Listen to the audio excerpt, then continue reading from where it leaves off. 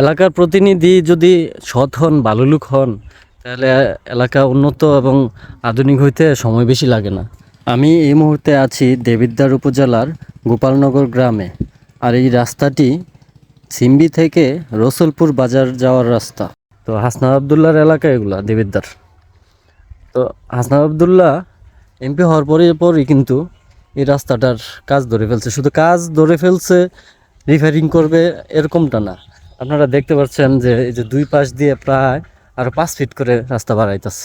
তাহলে 5 ফিট করে বাড়াইলে বড় যে রাস্তাটা ছিল ওটা থেকে আরও 10 ফিট বড় হইব। দেখেন মাটির কাইটা একদম 5 ফিট করে বাড়াই দিছে। এরপরে এই সাইড দিয়ে সেটা আবার অ্যাঙ্গেল ফালাইয়া একদম ইট বাউন্ডারি দিয়া সুন্দর করে সাইড করে ডিভাইডার দেওয়া হইব।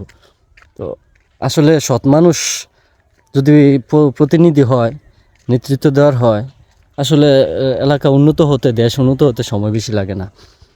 কত সুন্দর দেবিদ্বারের মধ্যে প্রত্যেকটা কাজ, প্রত্যেকটা বাজেটের হিসাব পাই টু পাই দিতেছে এই হাসনাত আবদুল্লাহ।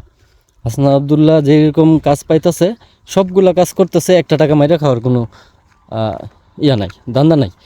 তো এই হলো আর কি দেবিদ্বার উপজেলার অবস্থা।